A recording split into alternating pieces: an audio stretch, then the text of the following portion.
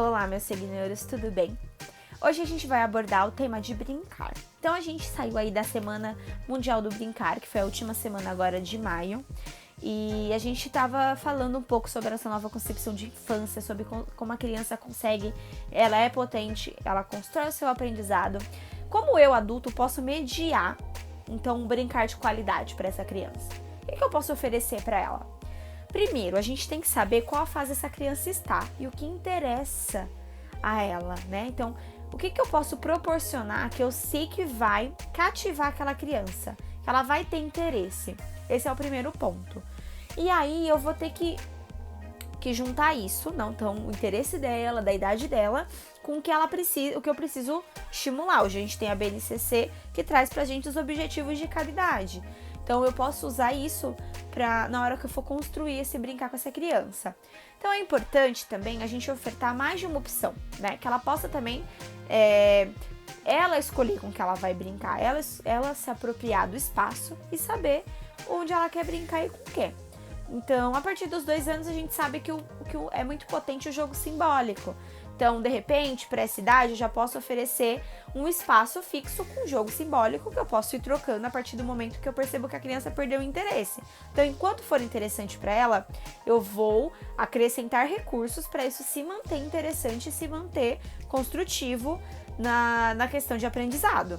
Mas se eu percebo que ela já não tem mais interesse, aí eu posso substituir por um outro canto. Então, um exemplo de jogo simbólico, como eu já coloquei para vocês na página, a gente tem mercado, a gente tem cozinha, culinária, que dá para fazer com eles. Tem a opção de mercado, né? Que dá para fazer a compra, pizzaria. Então, para os meninos que eles gostam bastante de oficina, de fantasia, né? Então, jogos simbólicos a gente tem uma gama muito grande para escolher. E aí a gente vai ver daquela criança. Uma criança gosta muito de brincar com boneca, então eu posso construir, de repente, um hospital infantil, ela vai brincar com os bebês, de veterinário, enfim, né? Ela gosta de animais, então eu posso fazer um veterinário, um canto mais de acordo com o interesse daquela criança. É muito importante também que a gente tenha sempre um canto, na verdade, um espaço que desenvolva um pouco sensorial. Então, eu posso colocar uma modelagem, eu posso ofertar também uma areia, uma bandeja sensorial, se ela for menor, um brincar mais heurístico, mas já de algo que desperte essas sensações nela. Outro canto também muito interessante de você colocar para a criança é o canto da construtividade. Só que aí você tem que tomar um pouco de cuidado com a idade dessa criança e os objetos que você vai colocar. Então, assim, se a criança já é mais velha, você pode colocar objetos maiores, mais pesados, que ela consiga carregar, transportar na hora de construir, né? E para as menores, o ideal é que sejam objetos que elas também consigam carregar. Porque aí elas vão testar os objetos, elas vão sentir peso, elas vão sentir a medida, elas vão ver a altura, se equilibra, se não equilibra, elas vão fazer vários testes. Então elas vão ficar ali um tempo todo pesquisando, que é isso que a criança faz. Quando ela brinca, ela pesquisa o mundo. Então, ela vai adquirir conhecimento através dessas pesquisas que ela faz, que acontecem no brincar. É o experimento do mundo real. Antes, a gente tinha uma fala que a criança, ela brincava para aprender a viver no mundo. Hoje, o brincar é o mundo. Então, assim, antes a gente tinha essa visão, né? Ela é uma amostra do que é o mundo. Ela vai brincar aqui pra ser assim mais pra frente. Mas hoje não. Hoje a gente sabe que ela já está se desenvolvendo e ela já está se construindo o indivíduo a partir daquilo. Então ela já está sendo ela no mundo, né? Então a gente diz que ela já está sendo atuante, né? A compreender o mundo e pra atuar no mundo, maior desenvolvimento ela está. Então é importante a gente ter essa visão. Então, quando a gente monta um espaço, monta uma brincadeira para fazer com uma criança, a gente tem que ter uma intenção com aquilo. Então, qual é a minha intenção quando eu brinco de vivo ou morto? Qual é a minha intenção quando eu brinco de amarelinha? É trabalhar o número? Só isso que eu trabalho na amarelinha? Não, eu trabalho uma gama de coisas. Eu vou trabalhar equilíbrio. A gente vai trabalhar o corpo, lateralidade, a criança vai conhecer o corpo dela, ela tá se conhecendo dentro do espaço. Então ela vai ter aí uma noção visoespacial, além dos números, ela tem uma questão de regras para seguir. Então tem muitas coisas a serem trabalhadas. Hoje a gente sabe que o sistema nervoso é o primeiro sistema que se desenvolve. Ele começa lá no útero e ele vai a nossa vida inteira se desenvolvendo. A gente tem estudos que cada vez mais mostram como, o passar do tempo, a gente ainda está desenvolvendo o sistema nervoso. Então, assim, hoje a gente sabe que é muito importante desenvolver na criança as habilidades socioemocionais e as habilidades que a gente chama de funções executivas, que ficam aqui no córtex pré-frontal, e que é muito difícil o desenvolvimento sozinho. A gente precisa estimular esse desenvolvimento, e que mesmo na infância isso já pode ser estimulado, embora a gente amadureça essa área mais na fase adulta, onde a gente consegue ter um desenvolvimento melhor dessas funções executivas. A gente pode começar a ser desenvolvido na infância. Então a gente hoje, todo mundo já deve ter ouvido falar do controle inibitório. Todo mundo já viu aquele teste do marshmallow, ou o teste do chocolate que você coloca pra criança e fala pra ela não comer. Será que ela tem autocontrole? Então esse autocontrole você desenvolve numa brincadeira de vivo ou morto, numa brincadeira de dança das cadeiras. Então, assim, em jogos, eu tô trabalhando funções executivas em todos os jogos, em todos esses ambientes. A criança tá planejando, ela tá se organizando, ela tá se controlando, ela tá controlando aquele emocional. Ela pode testar dentro do jogo simbólico uma emoção que ela ainda não tá conseguindo compreender. Então ela pode imitar o papel de um adulto. Então é muito importante, assim, tudo que acontece dentro do universo infantil, a criança vai expor na brincadeira. E nós, como adultos, como mediadores desse aprendizado, a gente precisa ter um olhar atento e uma escuta ativa. A gente precisa ouvir essa criança, validar os sentimentos dela, ensiná-la a lidar com esses sentimentos, desenvolver também esse controle emocional, desenvolver essas funções executivas. Eu preciso conhecer quem é essa criança. Então, quando eu sou pai, mãe, professor, eu preciso conhecer quem é essa criança que eu faço parte do desenvolvimento dela. O que eu tô oferecendo para ela? É válido, não é? Então é importante a gente ter esse olhar. E eu acho que a gente tá hoje, né, a gente tem esse movimento do brincar. E tantos estudos e concepções novas sobre a importância desse brincar, e as escolas cada vez mais colocando a brincadeira como o ponto principal do seu aprendizado.